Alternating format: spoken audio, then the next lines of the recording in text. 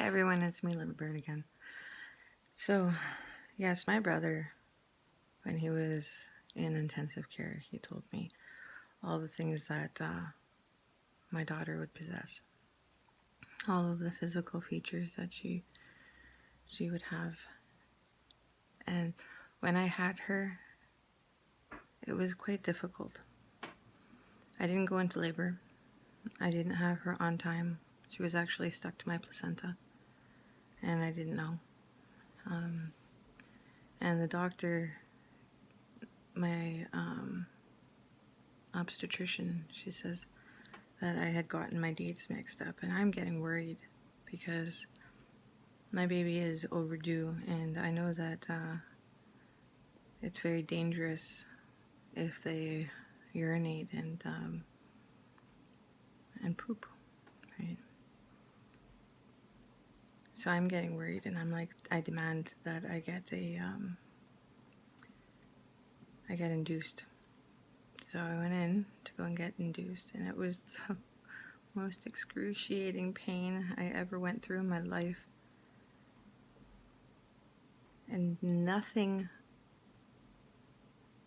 that they did would open my cervix.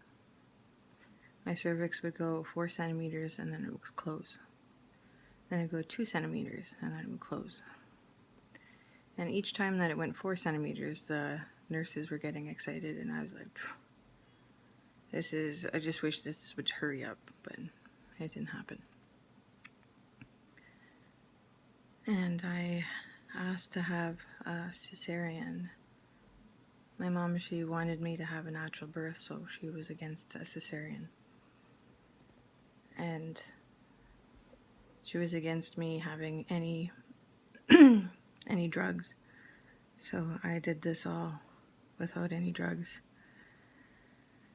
until I couldn't take it any longer. I had an epidural, and instead of having one epidural, I ended up having 2 epidurals. And my daughter's heart rate dropped, as did mine. And I'm still trying to get my mom to agree to me having a cesarean. And my mom is like, no, you're not having a cesarean. I'm not going to be here if you have a cesarean then. But there was nothing that we could do. Like, my daughter's heart rate dropped extremely low to 14 beats a minute. Mine was at 38 beats a minute. And my Auntie Linda, she told me, you have to sign that paper. Quit fighting with your mom. Just sign that paper. We're going to lose both of you guys. So I signed it, and I had the most beautiful little baby girl. She was perfect. And she wasn't tiny. She was a big girl. Like, she was like a month old, and that's what all the nurses had said, was that she came out with just perfect. She didn't have that the dry skin or cradle cap or anything. It was just perfect. Her father wasn't there, and I looked very young, so I ended up getting a lot of ignorance when I was having my daughter by a couple of the nurses, and I was like, what, you think that I'm too young to have a child? I'm 22 years old. I'm also married. Like, don't treat me with disrespect.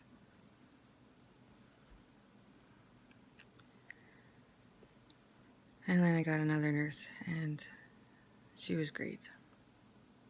And the nurses kept stealing my daughter from me. I was in the hospital for 6 weeks. There was nothing wrong with my daughter. She could have went home the same day. It was me. I ended up having high blood pressure. And I was in the hospital for 3 weeks. But I went home. I went and made myself a home. I started to do things for me and my daughter. Now I have to live my life for two of us. And I was an ecstatic mom. And I still had it in my heart that her father needed to be a part of this. So no matter what my ex-husband had done while we weren't together, I didn't care. I wanted him to be a part of our life, of her life, and it was really important to me. And it was a little rocky start, but it smoothed out. And the thing was, like, every time that, when people didn't know that we were together, our life was good. And then as soon as somebody found out that we were together, our life turned. So for Leilani's first year and a half, it was really good. And then Brian's sister came. And along with Brian's sister came drugs. Brian had been without drugs besides marijuana, for a very long time.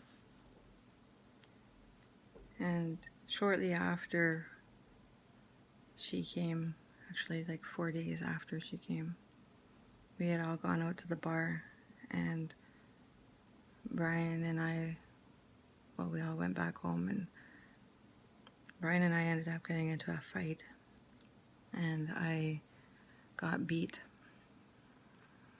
My husband had turned into a completely different person who is now assaulting me physically while I was pregnant. The time before, when I was pregnant with Leilani, he just grabbed my arms and pushed me onto the bed, and that was as far as that went.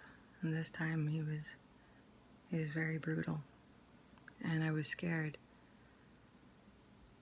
that I was going to end up having a baby that had mental illness or defects of some sort.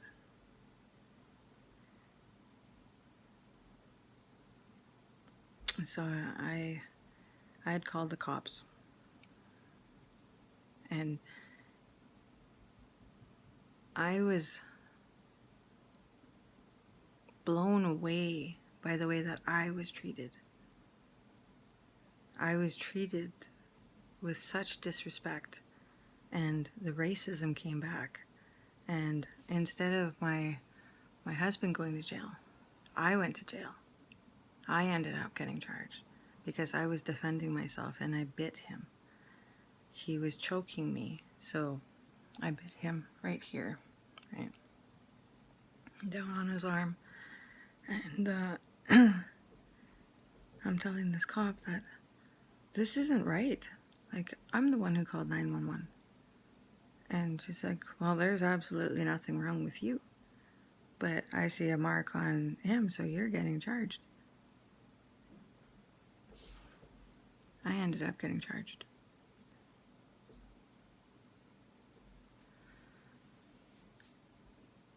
And earlier, when I was pregnant, or right before I was pregnant, right before we had gotten married, I had also been charged again for something that I didn't do. And things just didn't make sense.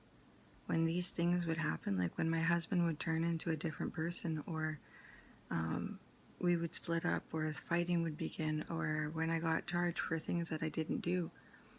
And I'm trying to explain the truth, and it just angered the people around me. So I just gave up, because there's nothing that I can do. And I have 2 charges on my record. 2 charges that I've never done anything. I didn't do these things, but I got charged anyway.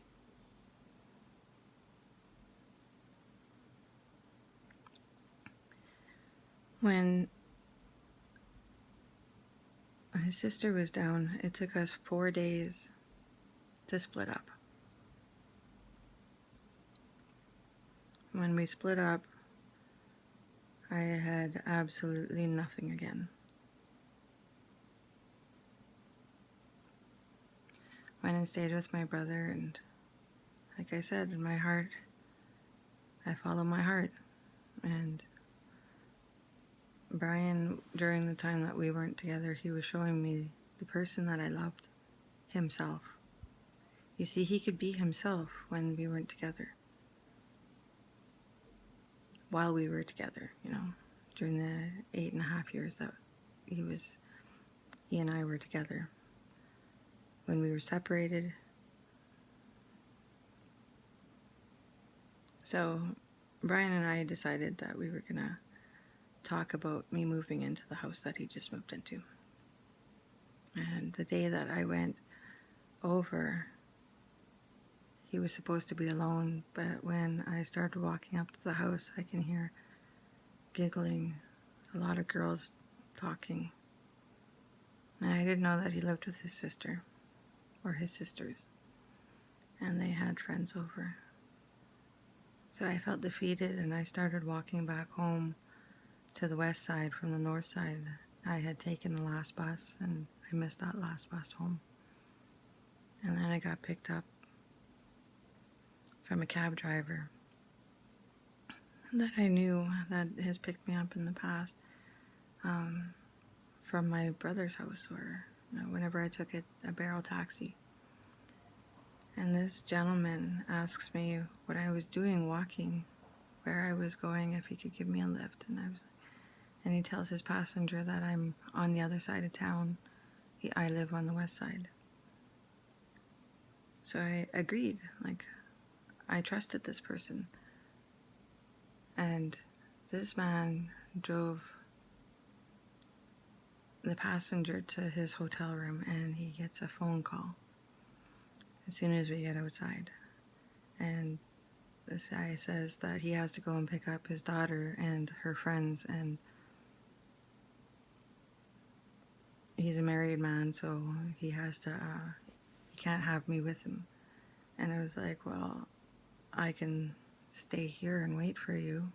Now I'm even further away from where he picked me up, like 20 blocks further in the opposite direction. And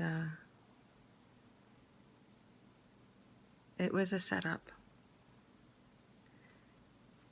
He picked up a native girl because the gentleman that he was driving with liked native women. And this guy propositioned me to have sex with him for money. He tried to take advantage of somebody who was vulnerable emotionally and financially.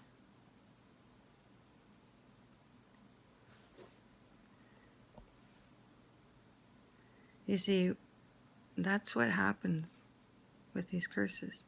That's what's been happening with these curses that are on us, especially us Native women. Us Native women become very vulnerable after things like this happen to us. And it's repeated and repeated. And a lot of us don't have spirituality. We don't have religion. We don't have a connection to Creator. We question because of how our parents were and how our grandparents were placed in residential schools. And we blame that, but it really has a lot to do with the curses that were placed on us. I ended up phoning this man's wife. I took his keys, his phone, and his wallet, and I phoned his wife, and I told her where he was, where she could get all of his stuff back. And she gifted me all the money that was in his wallet. I told her what my position was and why this gentleman had done what he did. Told her that I was a single mom. I was trying to get back with my ex-husband, and I had to walk home because I didn't have any money, and they picked me up. And they used my vulnerability. And she thanked me for being honest with her